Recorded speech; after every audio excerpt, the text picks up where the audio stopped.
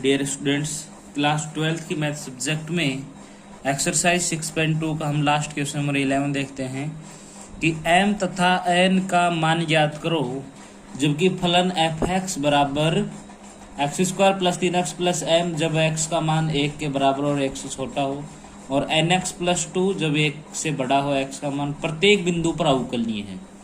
बच्चों, क्वेश्चन दिया है कि दिया गया फलन है वो अपने x के प्रत्येक बिंदु पर अवकलनीय है। तो आपको पता होना चाहिए बच्चों, देखिए दो चीजों का मान निकालना है, m का और n का, दो चीजों का मान निकालना है। इसका मतलब दो समीकरण बनाने पड़ेंगे हमें। तो अवकलनीय इसने दिया है तो हम ये भी बोल सकते हैं कि जो भी फलन अवकलनीय फलन होते हैं वह 100% संतत फलन तो होते हैं।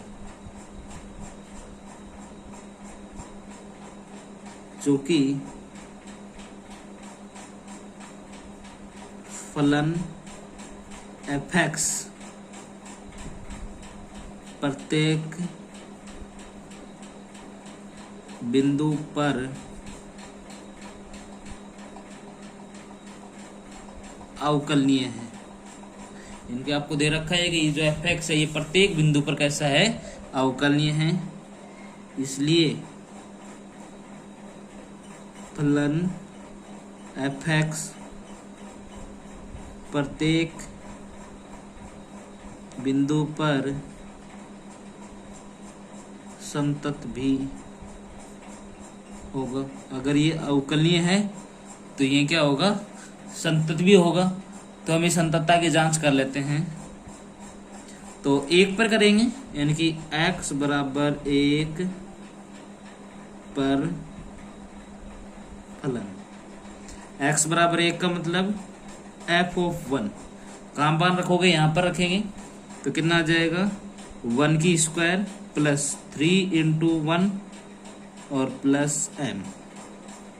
तो 1 प्लस 3 प्लस m, तो कितना आ जाएगा 4 प्लस m। कहाँ पर आया है बेटा, ये f ऑफ 1 पर। अब हम देखते हैं x बराबर 1 पर फलन की दाईं सीमा। दाईं सीमा का मतलब f ऑफ 1 प्लस h। क्या सूत्र होगा, limit h tending to 0 f of 1 plus h। 1 plus h का मतलब 1 से बड़ा मान, और 1 से बड़ा मान कहाँ पर रखेंगे, इसमें रखेंगे।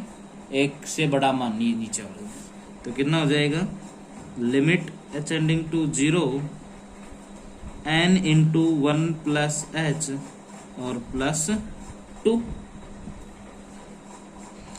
सोल्व करेंगे तो लिमिट h टेंडिंग टू 0, इसको अंदर मल्टीप्लाई करें तो n plus n h plus 2, n plus n h plus 2। यहाँ पर h की वैल्यू पुट कर देते हैं, लिमिट की वैल्यू पुट करेंगे तो n plus n into 0 plus 2, तो कितनी वैल्यू आ जाती है, n प्लस 2 दाएं सीमा में। अब कर देते हैं x बराबर 1 पर फलन की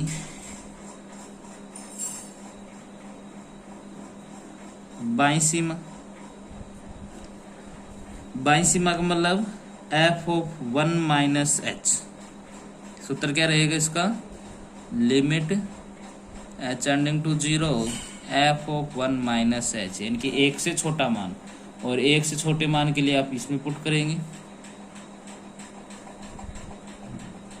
limit h tending to 0 1 minus h square plus 3 into 1 minus h और प्लस में m। Limit h tending to 0 1 minus h की और स्क्वायर हो जाएगी 1 minus 2h plus h square plus 3 minus 3h plus में n। लिमिट की वैल्यू पुट कर दूं तो 1 प्लस 2 इंटू 0 प्लस 0 की square plus 3 minus 3 into 0 plus m। तो कितना आ जाएगा 1 प्लस 3 प्लस m यानी कि 4 प्लस m। चूंकि फलन f(x) एक संतत फलन है, आपको दे रखा है जो फलन f(x) वो कैसा है, एक संतत फलन है। अगर ये फलन संतत फलन है तो इसलिए f(1) बराबर होना चाहिए f(1 + h) के, और बराबर होना चाहिए f(1 - h) के। इनके तीनों के तीनों मान आपके कैसे रहेंगे, बराबर। f(1) पे वैल्यू आती है 4 + m, 1 + h पे वैल्यू आती है n + 2, और यहाँ पर आ जाती है 4 + m। तो इन दोनों को कंपेयर कर देते हैं कि 4 + m = n + 2, n + 2 हो गया। तो इसको मैं उधर ले जाता हूं तो n ये उधर गया तो -m = इधर छोड़ दिया मैंने 4, और ये इधर आया तो -2, यानी कि m को उधर ले गया, इसको इधर ले आया। तो ये हो गया n - m = 4 - 2 2, और इसे मैं बोल देता हूँ इक्वेशन नंबर फर्स्ट।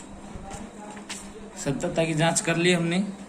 अब चूंकि क्वेश्चन ने दे रखा है कि x के प्रत्येक मान पर फलन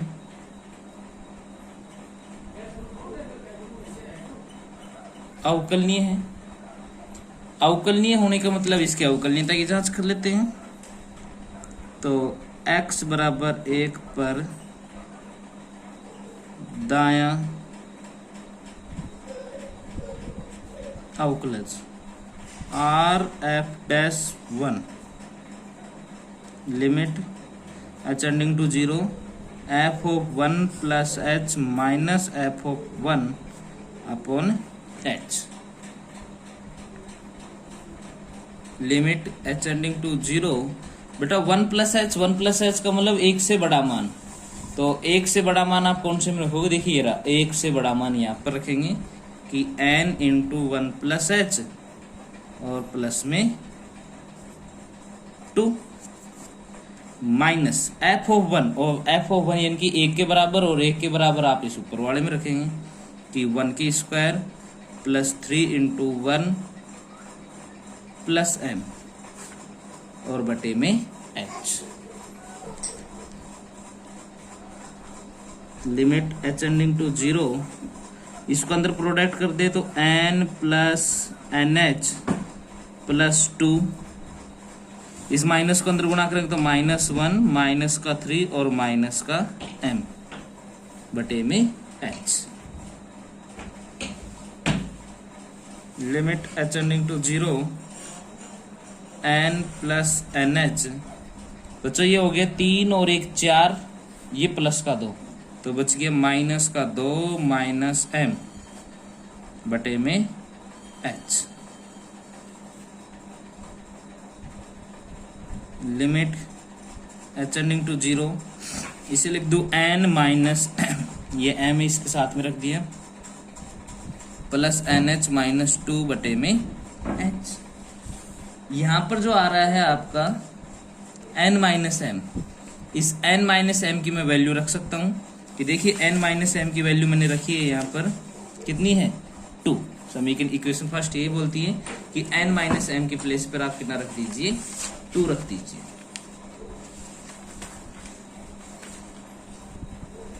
समीकरण 1 से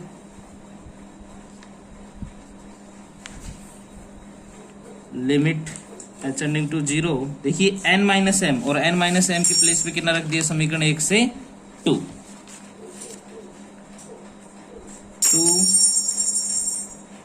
nh - 2 बटे में h। तो बच्चों ये -2 से प्लस का 2 कैंसिल आउट हो जाएगा, तो यहाँ जाएगा लिमिट h → 0 nh/h, h से h भी कैंसिल आउट हो जाएगा, लिमिट की वैल्यू रखेंगे कितना आ जाएगा n। अब हम करते हैं x बराबर 1 पर बायां अवकलज। बायां अवकलज का मान निकालते हैं। बायां अवकलज हम लोग L f-1 limit h tending to 0 f of 1 minus h minus f of 1 upon minus h। देखिए बायां अवकलज करते हैं तो आपका होगा limit h tending to 0 1 minus h। 1 minus h का मतलब 1 से छोटा मान, और 1 से छोटा मान आप कौन से में रखोगे? देखिए ये था आपका क्वेश्चन, 1 से छोटा मान, 1 से छोटा मान आप फर्स्ट वाले में रखेंगे इनके यहाँ पर। तो क्या रखा जाएगा? 1 माइनस h की whole square plus 3 into 1 minus h plus m minus f of 1 भी इसी में रखा जाएगा, इनकी 1 की square plus 3 into 1 plus m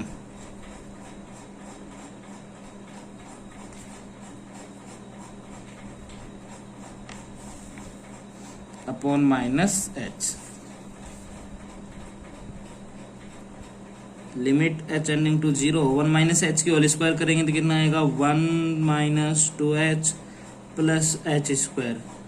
इस 3 को अंदर प्रोडक्ट करेंगे तो 3 माइनस 3h प्लस m। इस माइनस को अंदर करेंगे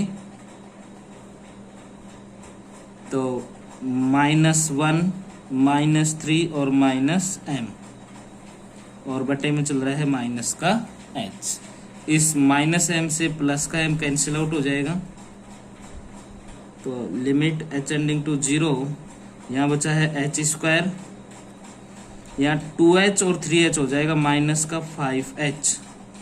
1 प्लस 3 4, यानी कि प्लस 1 से माइनस 1 कैंसिल, इस 3 से ये 3 कैंसिल, और बटे में कितना बच गया? h, सॉरी माइनस का h।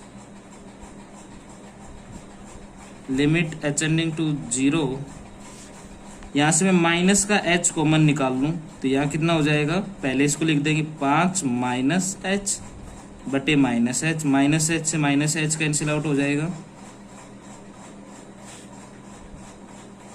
और अब इसमें लिमिट की वैल्यू पुट करेंगे। इनकी क्या बचा है? Limit h tending to 0 5 minus h। Limit का मान रख दो तो h की जगह 0 हो जाएगा, इनकी 5 माइनस 0, तो कितना मान मिल जाता है? 5। चूंकि ये अवकलनीय है, इनकी RF-1 इक्वल होगा LF-1 के, इनकी दोनों अवकलज बराबर होंगे। तो RF-1 में कितना आया था? n, और इसमें आ गया 5, तो n की वैल्यू कितनी होगी बच्चों? 5। समीकरण 1 से, समीकरण 1 क्या बोलता है कि n minus m equal to कितना है? 2। n की वैल्यू रख दो 5 माइनस m इक्वल टू 2, तो 5 माइनस 2 इक्वल टू m, तो m की वैल्यू कितनी हो जाएगी? 3। धन्यवाद।